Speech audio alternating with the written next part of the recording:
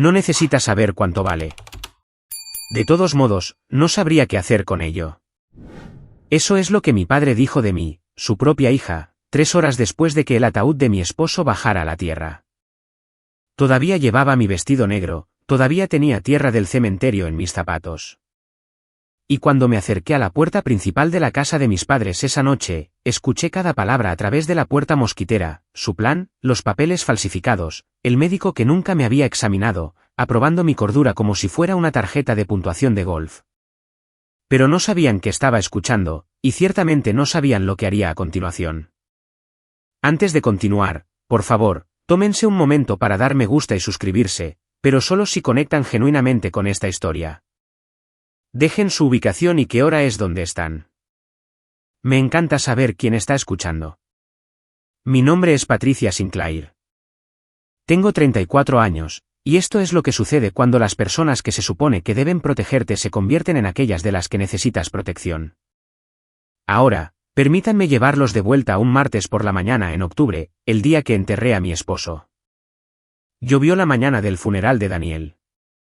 No un aguacero, solo una llovizna fina y persistente que se adhería a todo, el tipo de lluvia que no te deja olvidar que está ahí.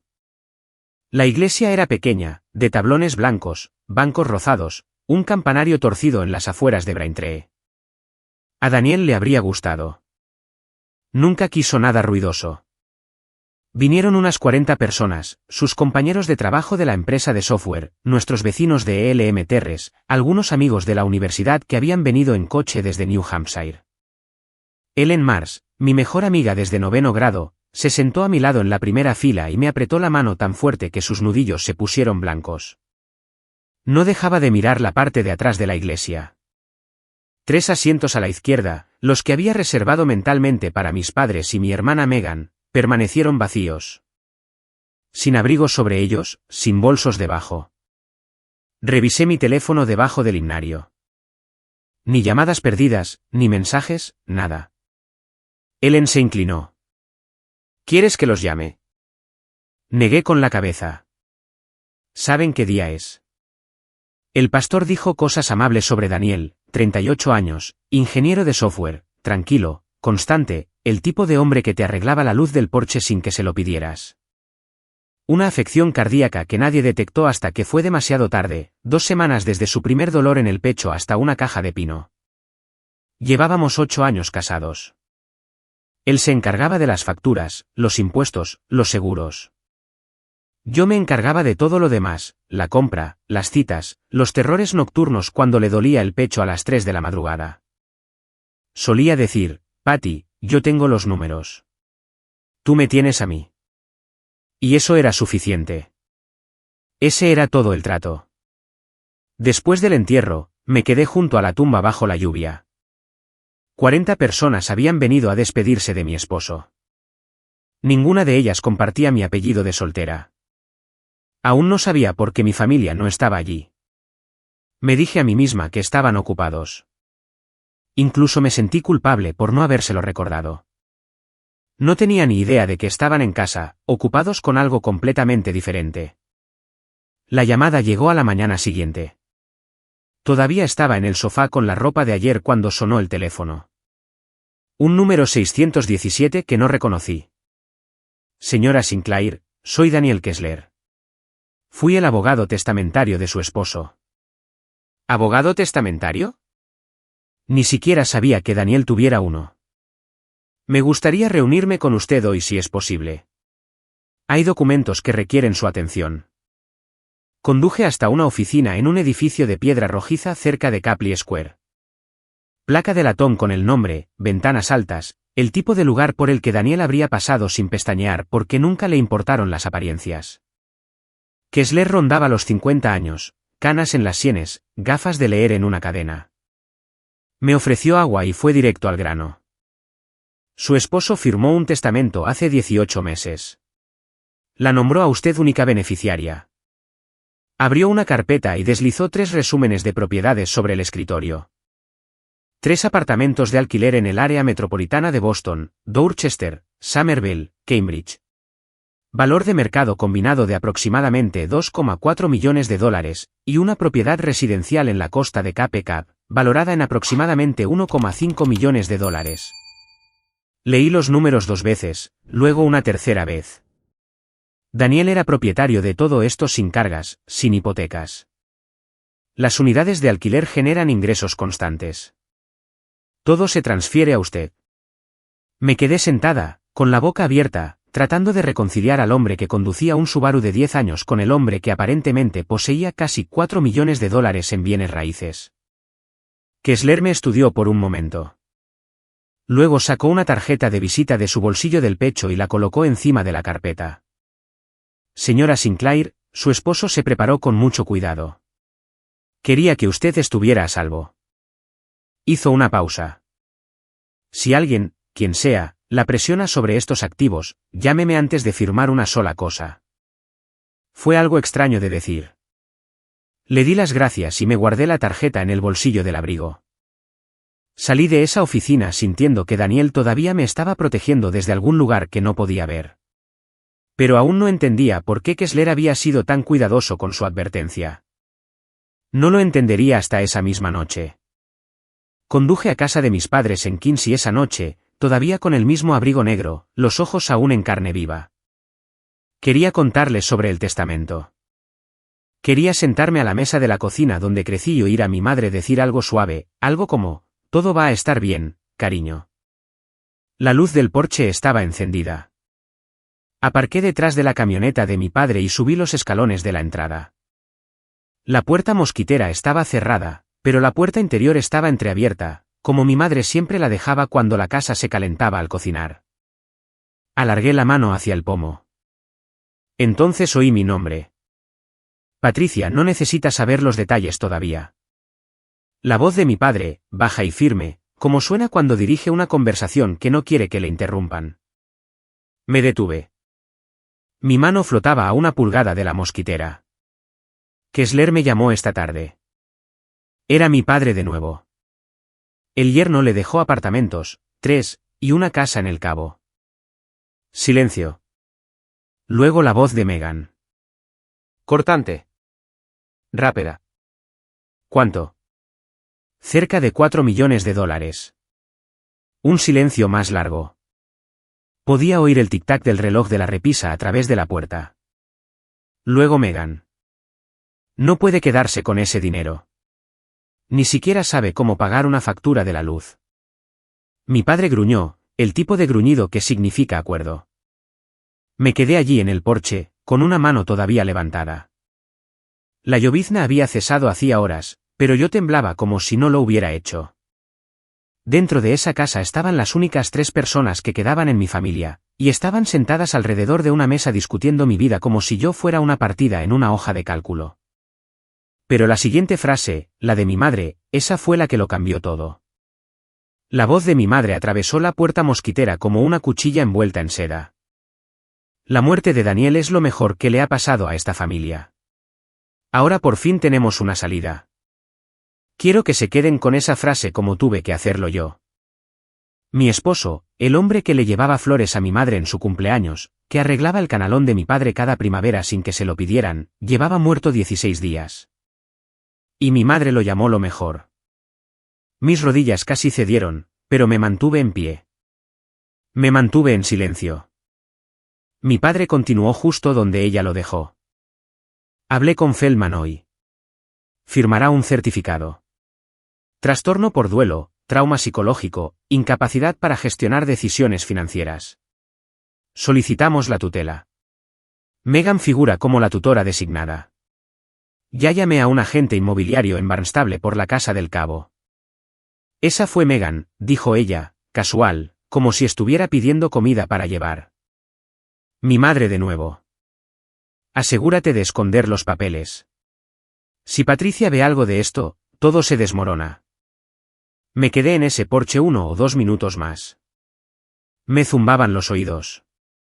Sentía el pecho como si alguien hubiera vertido hormigón en él. Entonces hice algo que no había planeado. Saqué mi teléfono, abrí la grabadora de voz y pulsé el botón rojo. Sostuve el teléfono cerca de la rendija de la puerta y dejé que escuchara. Siguieron hablando, detalles, plazos, a quién llamar, cómo mantenerme en la ignorancia. Después de 2 minutos más, pulsé detener. Me di la vuelta, bajé los escalones, me subí al coche y me marché. No llamé. No entré. No lloré. Conduje 30 minutos en total silencio, sin música, sin lágrimas, solo una pregunta en bucle: ¿cuánto tiempo llevaban mirándome y viendo una cartera en lugar de una persona? Me senté a la mesa de la cocina en el apartamento que Daniel y yo habíamos compartido durante 8 años. Su taza de café todavía estaba en el escurreplatos. La tarjeta de visita de Kessler estaba frente a mí, junto a mi teléfono con la grabación. Llamé a Ellen a las 11 de la noche. Contestó al segundo timbre. Siempre lo hace cuando soy yo. Patty, ¿qué ha pasado? Se lo conté todo: los asientos vacíos en el funeral, la oficina de Kessler, el porche, cada frase que había oído a través de la puerta mosquitera. Ellen no interrumpió. No jadeó ni maldijo. Solo escuchó. Eso es lo que hace peligrosa a Ellen: escucha como lo hacen los abogados, captando cada hilo. Cuando terminé, su voz era de acero. Patty, escúchame. No llames a tus padres. No llames a Megan. Mañana a primera hora, llama a Kessler, y luego llámame a mí. Sé lo que hay que hacer. Ellen es asistente legal en un bufete de abogados de bienes raíces y sucesiones en el centro de Boston. Pasó 11 años entre casos de validación de testamentos, solicitudes de tutela, disputas de propiedad. Reconoció lo que mi familia estaba haciendo antes de que yo tuviera el vocabulario para ello. Lo que están describiendo: usar a un médico para certificarte como incapacitada sin examinarte, y luego solicitar la tutela para controlar tus activos. Eso no es un desacuerdo familiar, Patty. Eso es un delito grave: falsificación, fraude. Lo trataremos como tal. Exhalé por lo que pareció la primera vez en horas. Hay alguien en la oficina del fiscal del distrito del condado de Norfolk con quien he trabajado, continuó. Un detective especializado en fraude financiero contra adultos vulnerables. Se llama Ray Campos. Si lo necesitamos, y creo que lo necesitaremos, puedo hacer la llamada. Miré fijamente la taza de café de Daniel al otro lado de la mesa.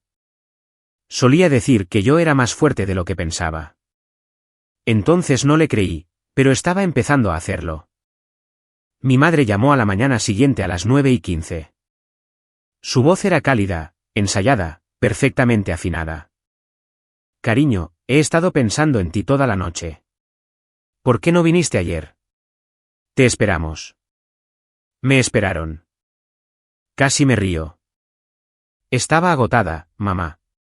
Quizá en otro momento. ¿Qué tal una cena el domingo? Toda la familia. Megan quiere verte. Tu padre ha estado preocupado. Enfermo. Preocupado hasta la enfermedad. Mantuve la voz uniforme. Ellen me había entrenado: actúa con normalidad. No les despistas. Claro, mamá. El domingo está bien. ¿Bien? Te queremos, cariño. No deberías pasar por esto sola. Colgué e inmediatamente marqué el número de Kessler. Respondió al primer timbre como si lo hubiera estado esperando. Señor Kessler, mi padre se puso en contacto con usted ayer sobre el patrimonio de mi esposo. ¿Qué le preguntó exactamente? Una pausa. Preguntó por el valor total. Preguntó si usted era la única beneficiaria, y preguntó hipotéticamente qué pasaría si usted fuera declarada legalmente incapacitada. Se me revolvió el estómago.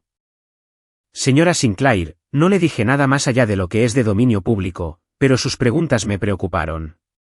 Por eso le di mi tarjeta. El abogado de Daniel lo había visto venir antes que yo. La voz de Kessler se agudizó. Si su padre solicita la tutela y usted no responde a tiempo, un juez podría conceder una orden temporal en tan solo 14 días. Necesita adelantarse a esto. Voy a presentar una objeción preventiva hoy mismo. Luego me dio un nombre más: la doctora Rebecca Winters, una psiquiatra certificada, independiente, con 20 años de práctica. Programe una evaluación con ella esta semana. Si tenemos un informe psiquiátrico legítimo que confirme su plena capacidad, cualquier solicitud basada en un certificado fraudulento se derrumba al contacto. Anoté el número y llamé antes del almuerzo. La primera cita se fijó para el jueves, pero aún no sabía que Meghan ya había hecho sus propias llamadas, y no estaba esperando a la corte tampoco. El jueves por la tarde, la consulta de la doctora Rebecca Winters estaba en una casa victoriana reformada cerca de Brooklyn Village. Plantas en el alféizar de la ventana, sin recepcionista. Abrió la puerta ella misma. La evaluación duró 90 minutos. Me preguntó sobre Daniel, sobre mis rutinas diarias, sobre si dormía, comía, salía de casa. Me preguntó sobre mi infancia, sobre mis padres. Dije la verdad, toda, y ella escribió sin parar y sin reaccionar. Al final, dejó el bolígrafo y me miró desde el otro lado del escritorio. Señora Sinclair, usted está de duelo. Eso es humano. No es una discapacidad. No hay ninguna indicación, ninguna, de disminución de la función cognitiva o incapacidad para gestionar sus asuntos. Firmó el informe, lo selló y me entregó el original en un sobre cerrado. Guarde esto en un lugar seguro. Conduje a casa sintiendo que podía respirar por primera vez en una semana. Una psiquiatra licenciada con 2 décadas de práctica acababa de confirmar por escrito lo que Daniel siempre me decía: yo era capaz. Estaba cuerda. Era suficiente. Lo que no sabía, lo que Ellen descubrió esa misma noche a través de un contacto en la clínica de Feldman, fue que mi padre había visitado al Dr. Nathan Feldman esa misma tarde. Mismo día, misma ciudad, resultado completamente diferente. Feldman, un médico de familia, no un psiquiatra, había firmado un certificado declarando que Patricia Harper Sinclair exhibía un trastorno de duelo severo con marcada incapacidad para gestionar asuntos personales y financieros. Nunca me había conocido, nunca había programado una cita conmigo, nunca me había mirado a los ojos. Y aquí está la parte que más importaría después: en el certificado de Feldman, la línea marcada como fecha de examen del paciente se dejó completamente en blanco porque no hubo examen. Solo hubo una firma y un favor entre compañeros de golf. El domingo por la noche, estaba en el mismo porche donde lo había oído todo 5 días antes. Esta vez llamé.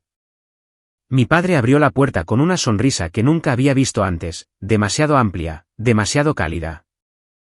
Me retiró la silla en la mesa del comedor. Me sirvió agua. Gerald Harper nunca le había servido agua a nadie en 62 años. Mi madre había cocinado pollo piccata, mi favorito de cuando tenía 12 años. La casa olía a limón y mantequilla. Meghan me abrazó en el pasillo. Su perfume era caro. La deuda de su tarjeta de crédito era más cara. Nos sentamos. Comimos. Mi padre dirigió la conversación como un hombre aparcando en paralelo, cuidadoso, deliberado, comprobando cada ángulo. Entonces, cariño, ¿has tenido la oportunidad de revisar las cosas de Daniel?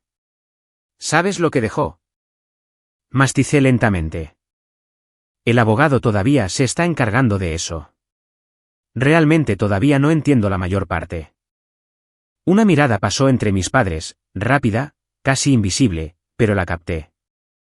Gerald se inclinó hacia adelante. Las finanzas son complicadas, cariño. Deja que tu padre se encargue de los asuntos del abogado. ¿Ya tienes suficiente en tu plato? Donna asintió. Tiene razón, cielo. Tienes que centrarte en sanar. Meghan no dijo nada.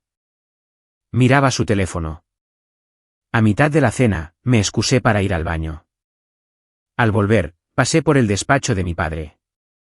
La puerta estaba entreabierta. En su escritorio, medio escondido bajo un periódico, había un sobremanila con el sello del Tribunal del Condado de Norfolk. Saqué el teléfono y tomé una foto.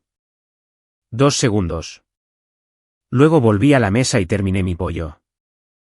Sentada en esa mesa, viendo a 3 personas que conozco de toda la vida representar el papel de una familia amorosa, no dejaba de pensar: ¿cuántas cenas antes de esta fueron también un espectáculo? ¿Cuántas veces me senté en esta misma silla y no capté ninguna señal? ¿Alguna vez han mirado hacia atrás a un momento con su familia y se han dado cuenta de que nada era lo que pensaban? Me encantaría saberlo. Compártanlo en los comentarios. No creo que sea la única. Conduje a casa y abrí la foto. La dirección del remitente del sobre: Tribunal de Sucesiones y Familia de Norfolk. El sello en el frente, petición de tutela. Ya la habían presentado. El lunes por la mañana, llamé a Kessler antes de que el café terminara de hacerse. La presentaron, dije. Vi el sobre anoche, Tribunal de Sucesiones de Norfolk. Estuvo en silencio durante 3 segundos. Oí el tecleo de las teclas. Lo estoy viendo ahora. Gerald Harper, peticionario.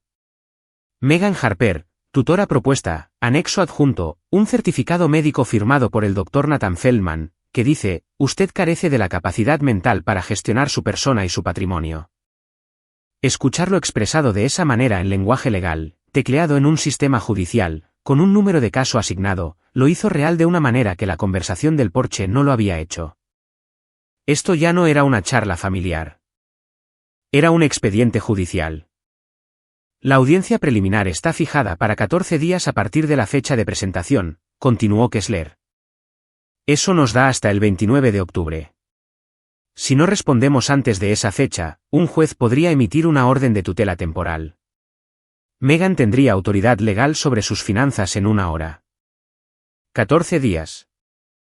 Eso era todo lo que se interponía entre mí y perder el control de todo lo que Daniel había construido.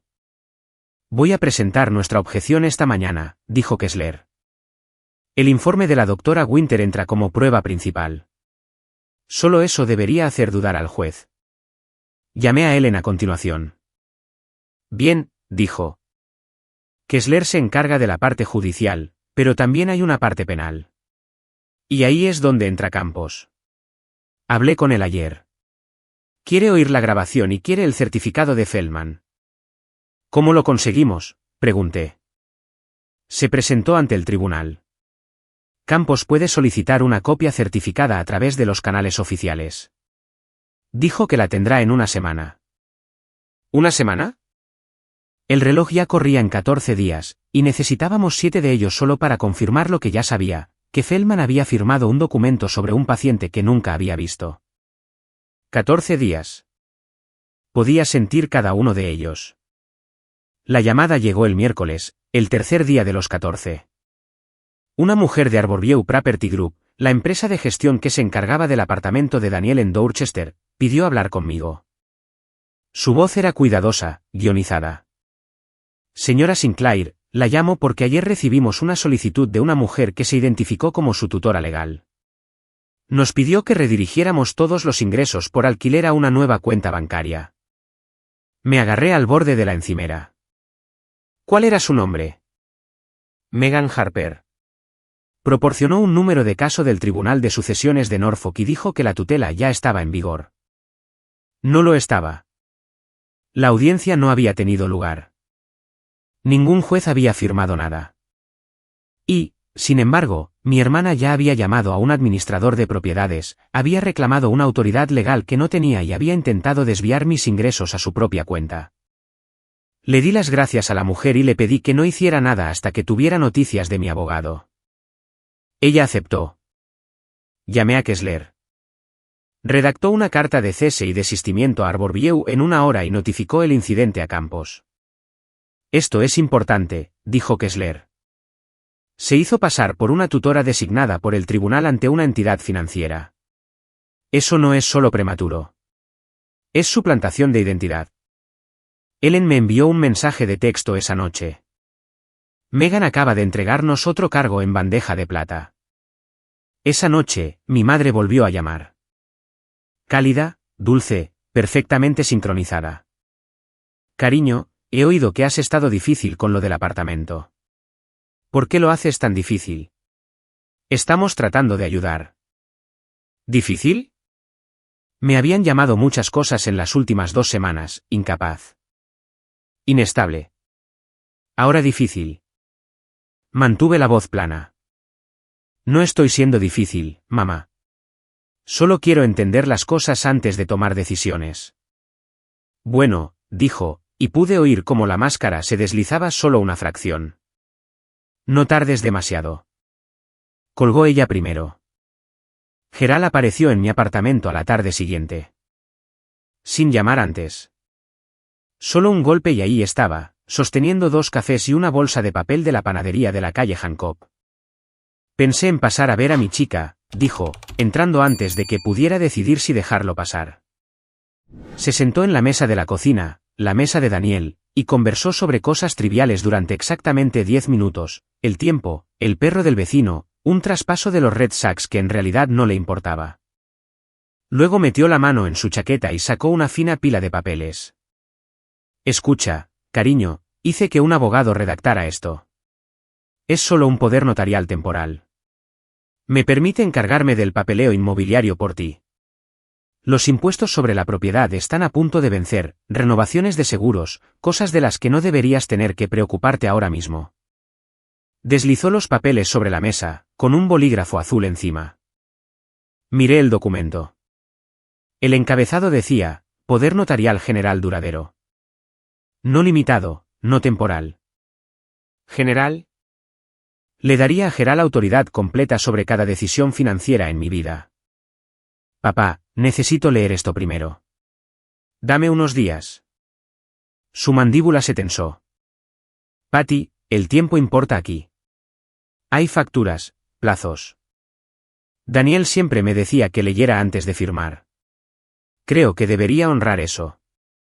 No podía discutir con el consejo de un hombre muerto, al menos no en voz alta. Dejó los papeles en la mesa y se fue sin terminar su café. Fotografié cada página y se las envié a Kessler. Su respuesta llegó en 1 hora. No firmes. Este es un poder notarial general sin restricciones. Si lo ejecutas, tu padre puede vender cada propiedad para mañana por la mañana. Además, el abogado que redactó esto, Robert Bass, es un antiguo socio comercial de tu padre. Esto fue coordinado. El bolígrafo todavía estaba encima de los papeles, tinta azul, sin tapar, listo para que yo cometiera el mayor error de mi vida. Lo tapé y lo guardé en un cajón. Ellen vino el viernes por la noche con su portátil y un bloc de notas legal amarillo cubierto de apuntes. Siéntate, dijo. Saqué todo lo que pude de los registros públicos, y es peor de lo que pensábamos. Giró la pantalla hacia mí. Gerald Harper, segunda hipoteca sobre la casa de Quincy, saldo pendiente, $320.000, embargo fiscal federal presentado hace 8 meses, $95.000, 2 líneas de crédito morosas, un aviso de cobro pendiente de un contratista al que no pagó por la reparación de un tejado. Tu padre lleva 5 meses de retraso en la hipoteca. Ellen dijo que el banco envió un aviso de impago en agosto. Pasó la página. Megan Harper, 4 tarjetas de crédito, 3 congeladas, 1 en cobro. Deuda rotativa total, $180.000. 2 demandas civiles de acreedores en los últimos 3 años, una solicitud de desahucio de un propietario en Weymouth que se resolvió fuera de los tribunales. Tu hermana ha estado gastando dinero que no tiene durante años, dijo Ellen.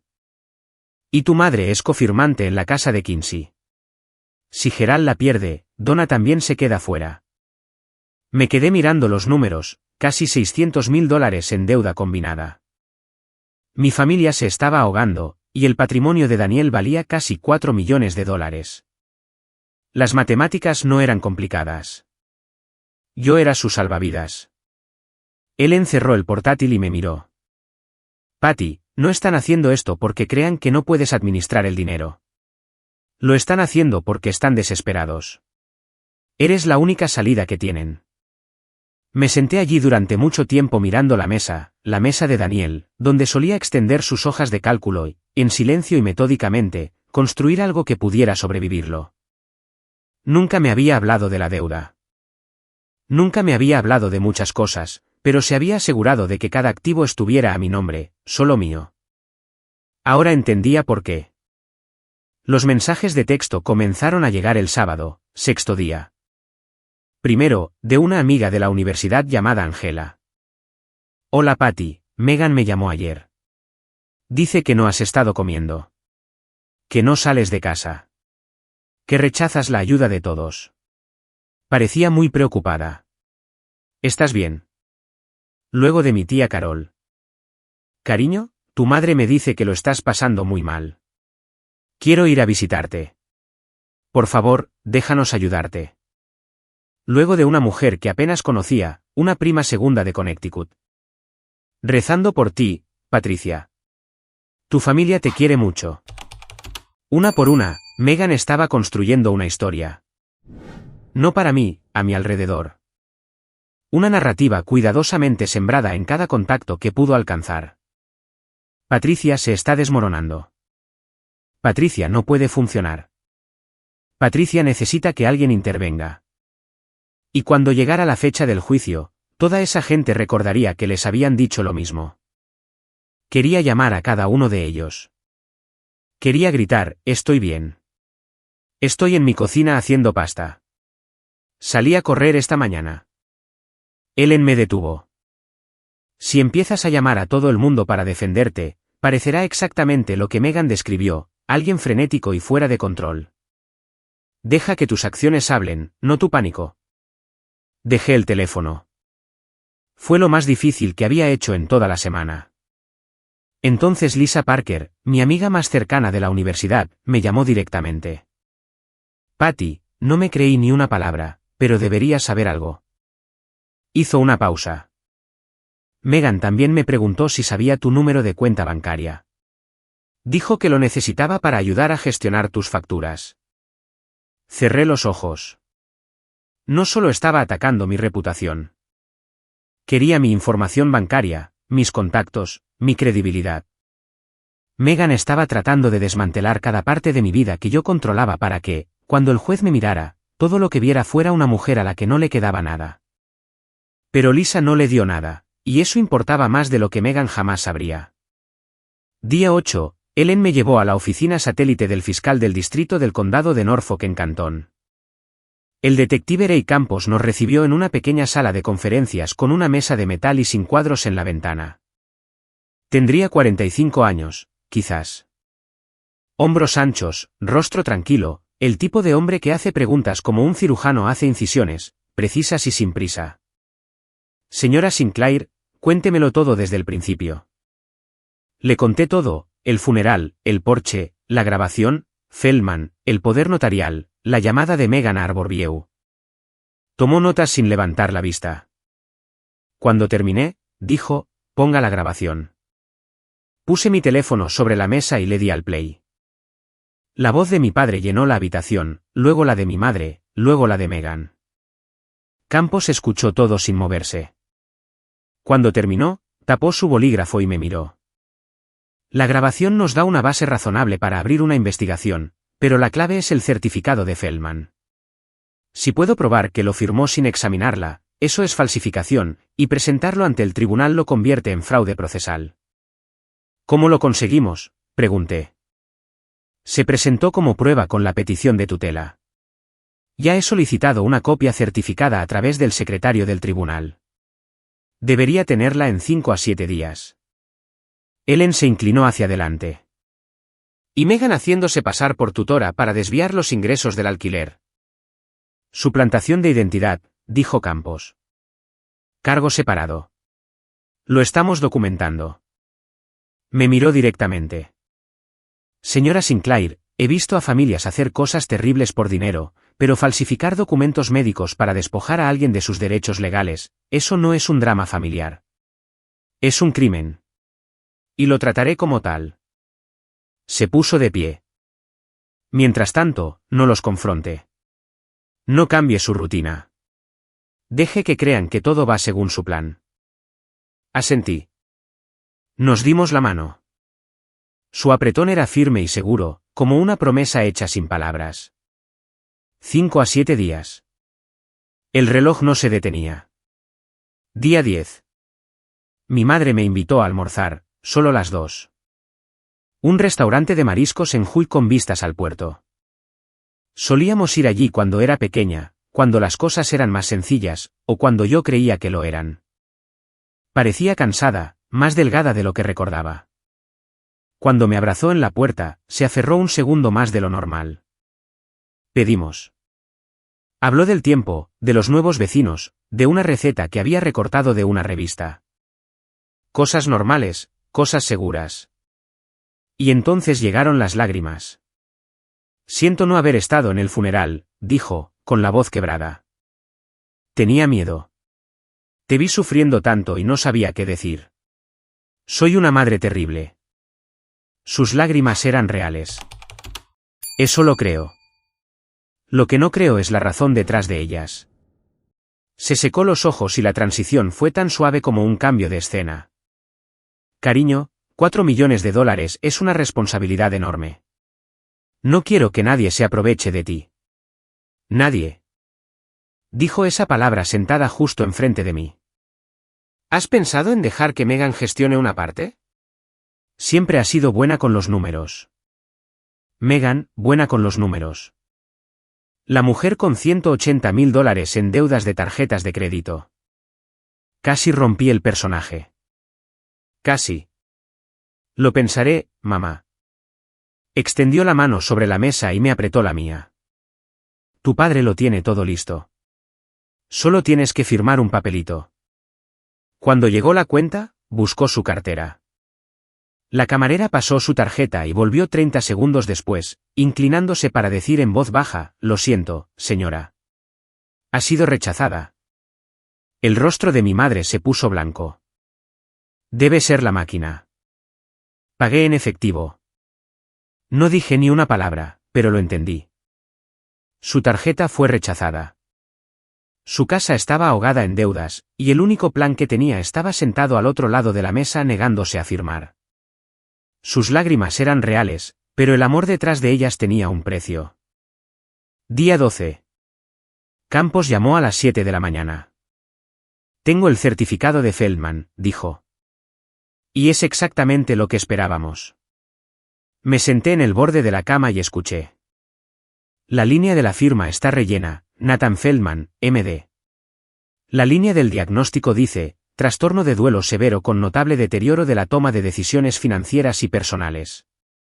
Pero la línea para, fecha de examen del paciente, en blanco, y la línea para, método de evaluación, también en blanco. Revisé los registros de citas de Feldman para la fecha en que firmó el certificado. Su nombre no aparece en ninguna parte. Ni como Patricia Sinclair, ni como Patricia Harper. Ninguna entrada, ninguna ficha, ningún archivo. Hizo una pausa para que eso se asentara. Firmó un documento médico legal que certificaba su incapacidad sin haber estado nunca en la misma habitación que usted. Eso es falsificación. Y como se presentó ante un tribunal de justicia como parte de una petición de tutela, es fraude procesal, lo que es un delito grave. ¿Qué pasa ahora? Voy a obtener una orden de arresto para Feldman esta mañana. Una vez que esté bajo custodia, espero que coopere. Los médicos suelen hacerlo cuando su licencia está en juego. Cuando hable, confirmará quién le pidió que firmara. Y eso nos da la cadena hasta su padre, su madre y su hermana. Me levanté y caminé hacia la ventana. Afuera, la calle estaba tranquila. Pasó un autobús escolar. Detective Campos, cuando vaya a casa de mis padres, quiero estar allí. Una larga pausa. ¿Estás segura? Necesito ver sus caras, y ellos necesitan ver la mía. Él accedió. Domingo por la mañana, 10 de la mañana en la residencia Harper en Quincy. 2 días más. Ya sabía lo que me pondría, el mismo abrigo negro que llevé al funeral de Daniel. No de luto esta vez. Para cerrar un capítulo. Día 13. Gerald llamó esa noche. La máscara se había caído. Patricia, no cariño, no cielo. Patricia, no sé quién te ha estado llenando la cabeza, pero esta pequeña rebelión tiene que terminar. Tienes que firmar el poder notarial. No, ya lo presenté en el tribunal. La audiencia es el lunes. Vas a avergonzar a esta familia delante de un juez. Sé que lo presentaste, papá. Me lo dijo mi abogado. Silencio. Podía oírle respirar. ¿Así que contrataste a un abogado? ¿Crees que sabes lo que estás haciendo? Creo que esta conversación debería terminar aquí. Nunca has gestionado nada en tu vida. Su voz se quebró, no de tristeza, de furia. Daniel lo hacía todo por ti. Las facturas, los impuestos, las cuentas, todo. ¿Y ahora crees que puedes manejar $4 millones? Ni siquiera puedes. Papá, mantuve mi voz nivelada. Plana como una pared. Si estuvieras tratando de ayudarme, no necesitarías un médico que dijera que estoy loca. Silencio total. 3 segundos completos. Ese médico te examinó. No, no lo hizo. Y ambos lo sabemos. Colgó. Me senté en el sofá y me miré las manos. Temblaban, pero no de miedo. Del tipo de ira que se asienta en la base de tu columna vertebral y se mantiene caliente durante horas. No me di cuenta hasta más tarde de que había estado grabando la llamada. No intencionadamente al principio. Estaba tan concentrada en mantener la calma que olvidé que había pulsado grabar cuando vi su nombre en la pantalla. Pero Massachusetts es un estado de consentimiento de una sola parte cuando eres participante en la conversación. La grabación era legal, y Geral acababa de admitir en cinta que había presentado la petición, que sabía lo de Feldman, que esperaba que yo firmara. Mañana era domingo. Una noche más hasta que todo terminara. El sábado por la noche, el apartamento estaba silencioso de una manera que parecía permanente. Me senté en el suelo del armario del dormitorio, el lugar que todavía olía más a Daniel, y abrí la pequeña caja ignífuga que guardaba en el estante superior. Dentro, nuestro certificado de matrimonio, su póliza de seguro de vida, los resúmenes de las escrituras que Kessler me había dado, y en el fondo, un sobresellado con mi nombre escrito a mano por él. Lo había encontrado la semana después de su muerte, pero no lo había abierto. No estaba lista. Esa noche, sí lo estaba. La carta era de una página, tinta azul. Su letra siempre era demasiado pequeña, como si intentara meter más en menos espacio del que nadie le daba.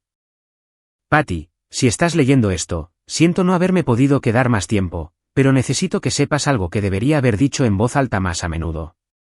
Eres más fuerte de lo que crees. Siempre has sido fuerte. Simplemente nunca tuviste permiso para creerlo. Ni de tus padres. Ni de nadie. Así que, aquí lo tienes por escrito. Creo en ti. Siempre lo hice, Daniel. Doblé la carta y la apreté contra mi pecho. Y entonces lloré. No del tipo educado. No del tipo que se hace en los funerales. Del tipo feo, convulso, que viene de un lugar tan profundo que no sabías que existía. Daniel escribió esa carta sabiendo que su corazón le fallaba. Sabiendo que la necesitaría, sabiendo exactamente quién podría venir a por mí cuando él se hubiera ido. Lloré durante 20 minutos. Luego me lavé la cara. Puse la carta en el bolsillo de mi abrigo. Llamé a Ellen. Mañana estoy lista. Campos estará allí a las 10. Kessler estará allí a las 10. Yo estaré allí a las 9:30. Ellen. Sí. Gracias por creerme cuando nadie más lo hizo. Se quedó en silencio por un momento. Eso es lo que hacen los buenos, Patty. Aparecemos. Puse la alarma a las 6. Estaría en casa de mis padres antes que ninguno de ellos porque quería ser yo la que llamara a la puerta. Domingo por la mañana, 28 de octubre. Cielo despejado, sin lluvia. Esta vez no. Entré en el camino de entrada de mis padres a las 8 de la mañana. El mismo asfalto agrietado, la misma canasta de baloncesto de 1996, oxidada en el aro. Me senté en el coche durante 2 minutos completos, con ambas manos en el volante, respirando. Luego salí. Abrigo negro, pelo recogido, sin maquillaje. La carta de Daniel en el bolsillo izquierdo, el teléfono en el derecho. Llamé. Mi padre abrió la puerta con una camisa de franela y zapatillas. Sus cejas se arquearon. Patricia, son las 8 de la mañana. ¿Qué estás? Necesito hablar con todos, con los tres. Antes de que las cosas vayan más lejos. Estudió mi cara. Fuera lo que vio allí, se hizo a un lado. La casa olía a café viejo y pan tostado rancio. Mi madre estaba en la encimera de la cocina en bata, echando nata en una taza. Megan estaba acurrucada en el sofá con una manta, mirando su teléfono. Ambas levantaron la vista cuando entré. Donna sonrió, automática, mecánica. Cariño, qué sorpresa. Megan no sonrió. Me observó como un gato observa una puerta. Me senté en el sillón frente al sofá, el mismo sillón en el que me sentaba de niña, viendo los dibujos animados del sábado. Ahora estaba observando a 3 personas que habían conspirado para borrar mi existencia legal. Quiero oírlo de ustedes, dije. ¿Todo? ¿Cuál es el plan? ¿Qué creen que es lo mejor para mí? Gerald se sentó frente a mí, cuadró los hombros. Este era su territorio. Bien, dijo. Hemos estado tratando de decírtelo. Se trata de proteger tu futuro, el patrimonio, las propiedades. Tu madre y yo solo queremos lo mejor. Donna asintió. Megan no dijo nada. Le dejé hablar de responsabilidad, de familia, de cómo las decisiones financieras eran demasiado para alguien en tu condición. Cuando terminó, hice una pregunta. ¿Cuándo fue la última vez que viste al Dr. Feldman, papá? Su rostro se congeló a media respiración, a media frase, a media mentira. Y fue entonces cuando sonó el timbre. Gerald me miró. No aparté la vista. El timbre sonó de nuevo. Caminó hacia la puerta y la abrió. El detective Ray Campos estaba en el porche con una chaqueta oscura, la placa visible en su cinturón. Detrás de él, Daniel Kessler con un traje de carbón y Ellen Mars con una carpeta manila bajo el brazo. Señor Gerald Harper, dijo Campos. Soy el detective Ray Campos, de la policía del condado de Norfolk. ¿Puedo pasar? La boca de Gerald se abrió. No salió nada. Retrocedió. Entraron en la sala de estar. Donna se levantó de su taburete tan rápido que tiró su taza de café de la encimera. Se hizo añicos en el azulejo, y nadie la recogió. Megan se quitó la manta de las piernas y se sentó erguida. Su teléfono cayó entre los cojines. Campos ocupó el centro de la habitación como un hombre ocupa un escenario. Estoy aquí en relación con una petición de tutela presentada ante el Tribunal de Sucesiones de Norfolk por usted, señor Harper, en nombre de su hija, Patricia Sinclair. Cuando el certificado médico adjunto a esa petición es fraudulento, señor Harper, se convierte en un asunto penal. La habitación se quedó en silencio, no tranquila. Silenciosa, el tipo de silencio que tiene peso. Campos sacó una funda de plástico transparente de su chaqueta. Dentro había una fotocopia del certificado de Feldman. Este certificado firmado por el Dr. Nathan Feldman declara a su hija mentalmente incapacitada. Pero el Dr. Feldman nunca examinó a su hija.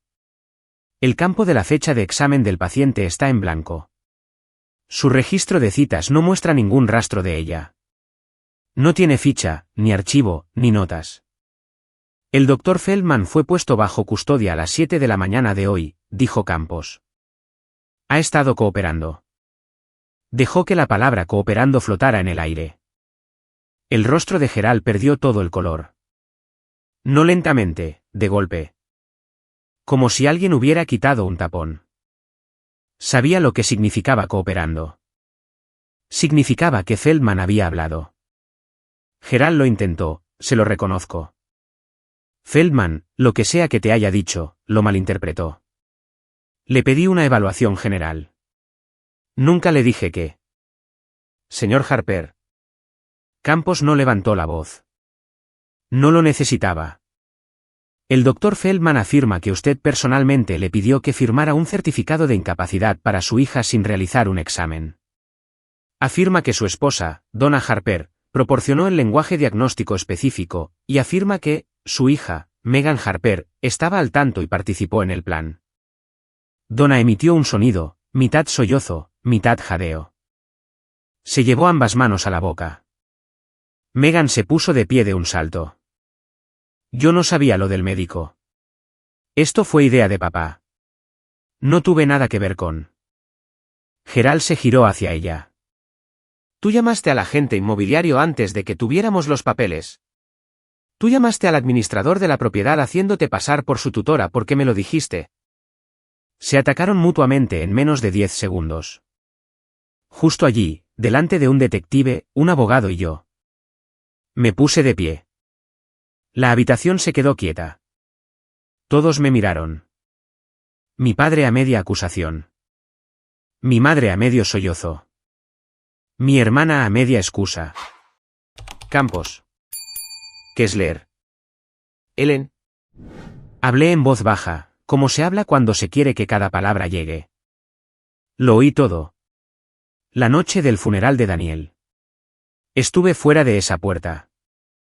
Señalé la entrada principal a 1,5 metros de distancia y escuché.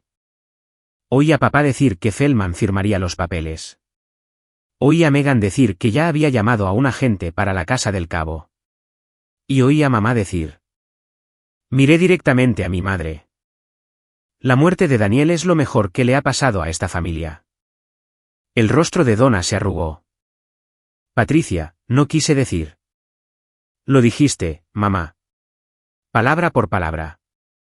Y lo grabé. Nadie se movió. Nadie respiró.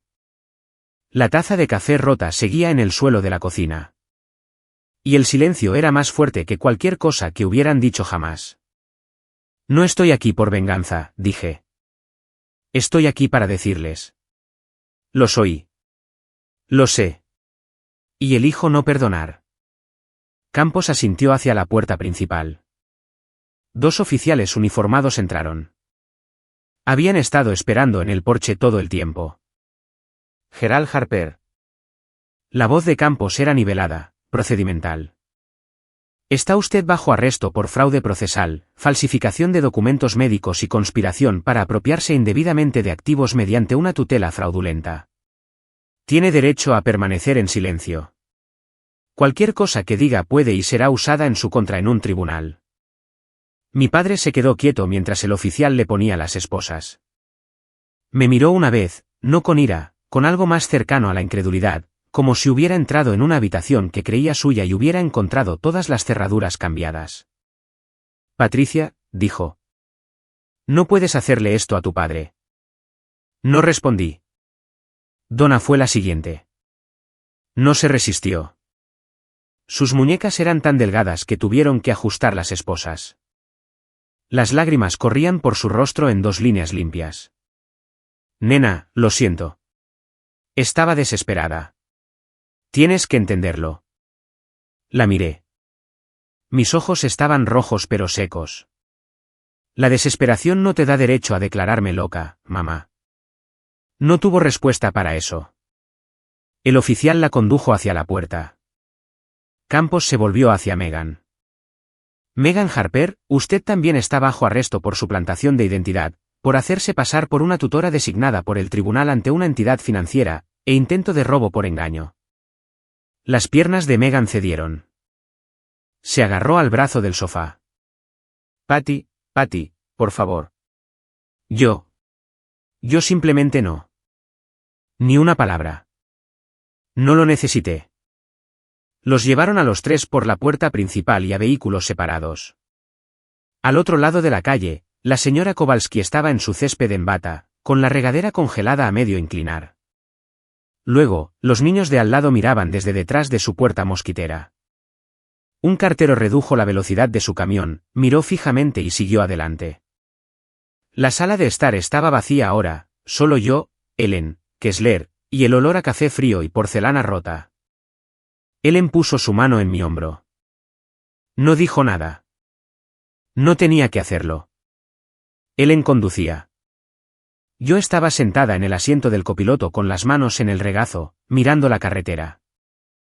No hablamos durante 15 minutos. No encendió la radio. Simplemente condujo. Y yo simplemente me senté. Y el mundo fuera del parabrisas avanzaba de una manera que se sentía completamente desconectada de lo que acababa de suceder dentro de esa casa. Finalmente, lo dije. Acabo de enviar a mis padres a la cárcel. Ellen no dudó. No, ellos se enviaron a sí mismos.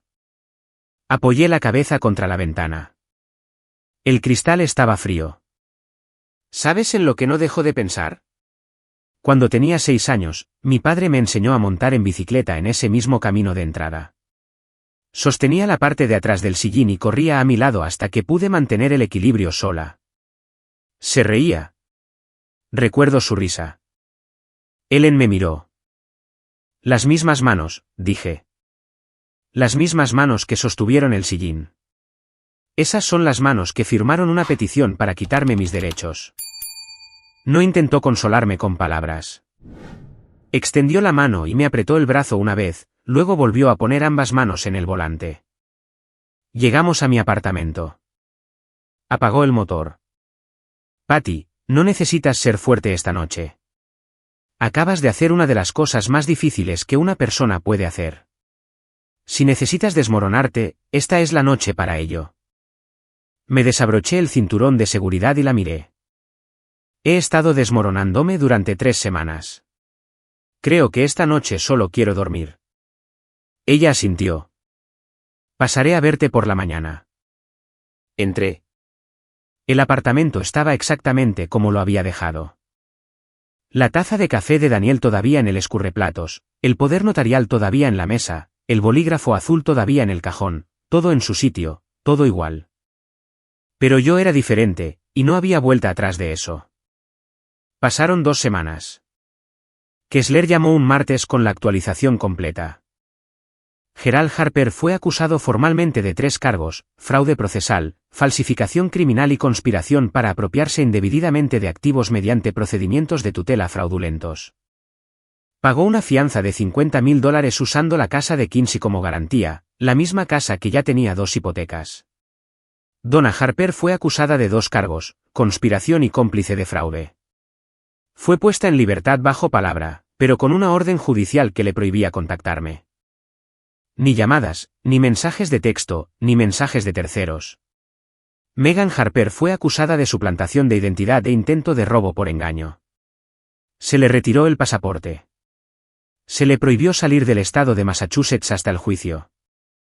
Al Dr. Nathan Feldman se le suspendió la licencia médica a la espera de una revisión completa por parte de la Junta de Registro de Medicina de Massachusetts. Fue acusado de falsificación criminal. Estaba cooperando con la Fiscalía a cambio de una posible reducción de la sentencia. La petición de tutela fue desestimada con prejuicio, de forma permanente. Sin posibilidad de volver a presentarla. La orden escrita del juez señaló pruebas claras y convincentes de certificación médica fraudulenta y calificó la presentación como un abuso del proceso de tutela. Fui confirmada como la única propietaria legal de las 4 propiedades. Sin condiciones, sin supervisión, sin tutor, solo yo. Kessler también mencionó una cosa más.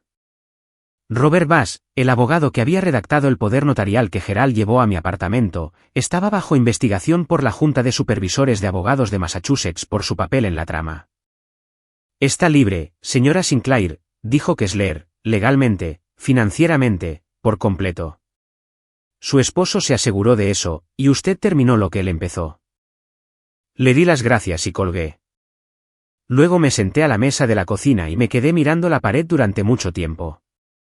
Sin pensar, sin planificar, simplemente sentada en un silencio que por primera vez en semanas no se sentía amenazante. La llamada llegó 3 semanas después. Un número desconocido. Casi lo dejo ir al buzón de voz. Ojalá lo hubiera hecho. Patricia, la voz de mi madre, pequeña y quebrada, como una taza que ha sido pegada una vez más de la cuenta. Sé que no debería llamar. Lo sé, pero por favor, solo 30 segundos. Debería haber colgado. No lo hice. Tu padre va a perder la casa. El banco no le extenderá el préstamo. No sé dónde voy a vivir, Patricia. No sé qué va a pasar conmigo. Me paré junto a la ventana de la cocina, viendo las ramas del roble mecerse contra un cielo gris. Mamá, me llamaste desde un número bloqueado. Estás violando una orden judicial ahora mismo. Lo sé. Lo siento. Lo siento por todo. Me equivoqué. Tu padre se equivocó. Estábamos desesperados. Estabas desesperada, dije. Así que decidiste que me declararan mentalmente incapacitada. Querías que un médico escribiera un papel que dijera que no podía pensar por mí misma. Y luego Meghan. Meghan habría vendido todo lo que Daniel me dejó, los apartamentos, la casa del cabo, cada cosa que él construyó, y yo estaría encerrada en una tutela, incapaz de tomar una sola decisión sobre mi propia vida. Hice una pausa. Nada. Solo el sonido de su respiración. No te odio, mamá, pero no puedo confiar en ti, y no te dejaré acercarte lo suficiente como para hacerme cuestionar mi propia mente de nuevo. La oí llorar, bajo, medido, el tipo de llanto que sabe que ha perdido. No vuelvas a llamar. Colgué. Luego llamé a Kessler para informar de la violación del contacto. No lo disfruté. No me sentí fuerte. Me sentí como alguien que se había amputado algo necesario y estaba aprendiendo a caminar sin ello. Pero estaba caminando. Ese era el punto. Pasé los siguientes días deshaciendo lo que Megan había construido. Correos electrónicos cortos, lenguaje simple, sin drama. Hola, Angela. Quería contactarte para que sepas que estoy bien. Tengo un abogado que se ocupa de mis asuntos, y la situación que Megan te describió no era precisa. Agradezco tu preocupación. Patty. Tía Carol, gracias por preguntar. Estoy bien. Las cosas han sido difíciles, pero estoy recibiendo la ayuda que necesito, la del tipo correcto. ¿Te quiero? Envié 7 de esos correos electrónicos. No expliqué los arrestos. No mencioné el caso judicial. No me defendí de la narrativa de Megan punto por punto. Simplemente me presenté, presente, coherente, entera, y dejé que esa fuera la respuesta. Lisa llamó esa misma tarde. Patty, supe desde el segundo en que Megan abrió la boca que era basura. Me alegro de que estés bien. La tía Carol llamó a la mañana siguiente. Cariño, nunca le creí a esa chica. Ha estado mintiendo desde que tenía 12 años. Tú lo sabes. Todos lo sabemos. No todos habían sido engañados. Algunas personas lo vieron claro desde el principio. Simplemente no sabían cómo decirlo hasta que yo les di permiso. Ese viernes, conduje a Cape Cod sola.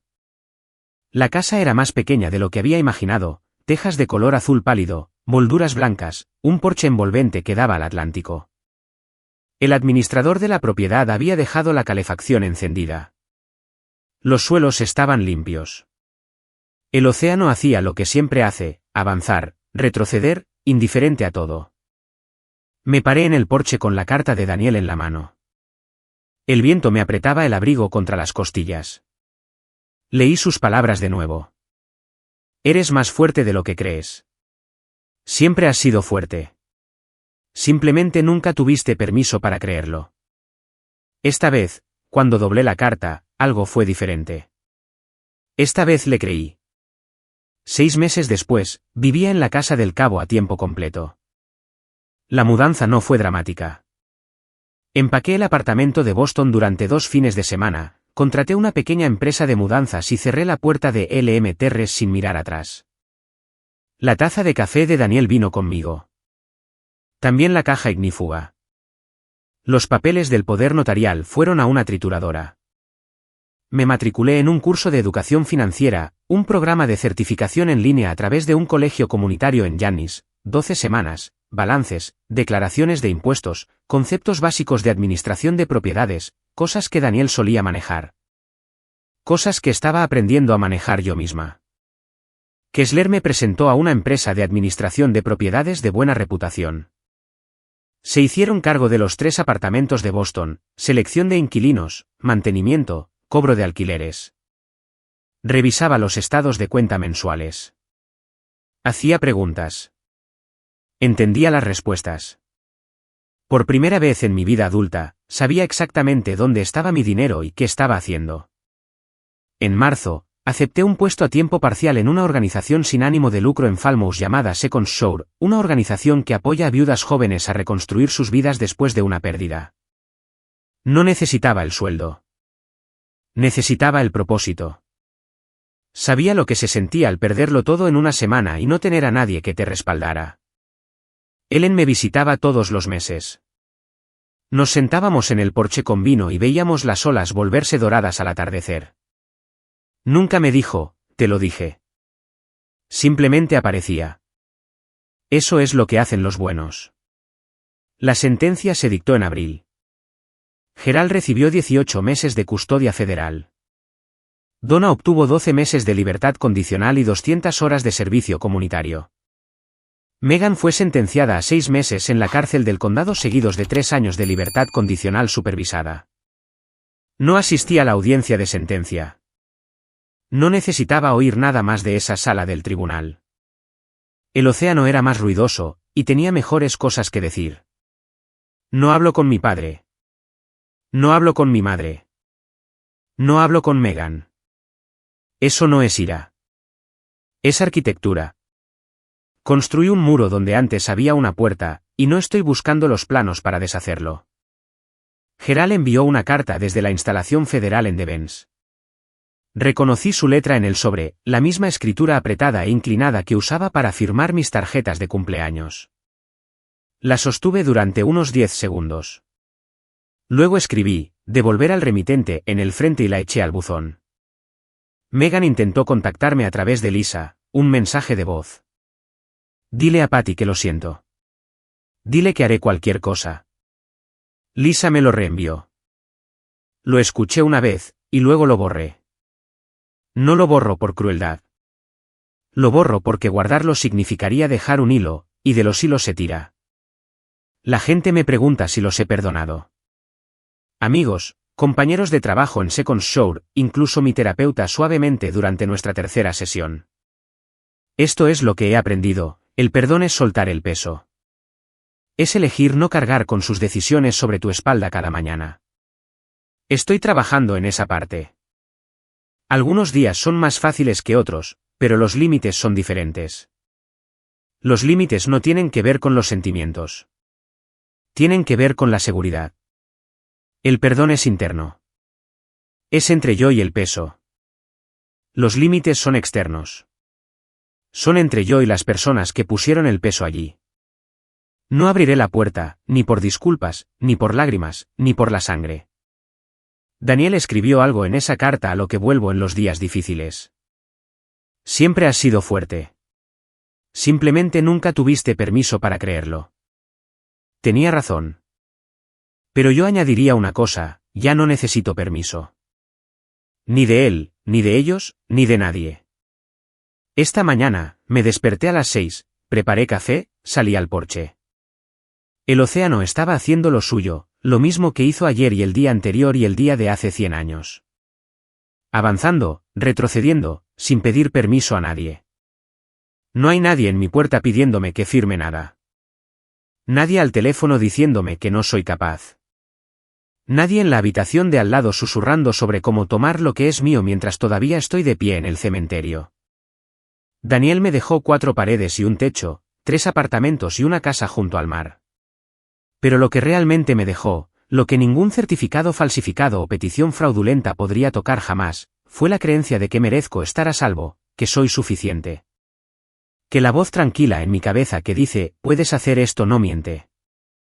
Si estás escuchando esto y te encuentras en una situación como la mía, si alguien en tu vida te está diciendo que no eres lo suficientemente inteligente, ni lo suficientemente fuerte, ni lo suficientemente estable para tomar tus propias decisiones. Necesito que me escuches, ese es el lenguaje de alguien que quiere controlarte. No es la verdad. La venganza más fuerte no es enviar a nadie a la cárcel. Es construir una vida en la que las personas que intentaron destruirte no tengan ningún poder, ni sobre tu dinero, ni sobre tu mente, ni sobre tu café matutino en un porche que te pertenece a ti y a nadie más. No cuento esta historia para dar una lección. La cuento porque cuando estaba en ese porche en Quincy escuchando a mi familia planear mi destrucción, deseé que alguien me hubiera contado una historia como esta primero. Así habría sabido que no estaba loca, y habría sabido que tenía derecho a luchar. Esa es mi historia. Si te llegó, suscríbete. No por mí, sino para que no te pierdas la próxima. Estas historias importan, y la gente de esta comunidad entiende por qué. Si conoces a alguien que necesite oír esto, una amiga, una hermana, cualquiera a quien le digan que no es suficiente, envíale este vídeo. Y si quieres otra historia sobre alguien que se negó a romperse cuando todos esperaban que se rindiera, revisa el enlace en la descripción. Nos vemos allí.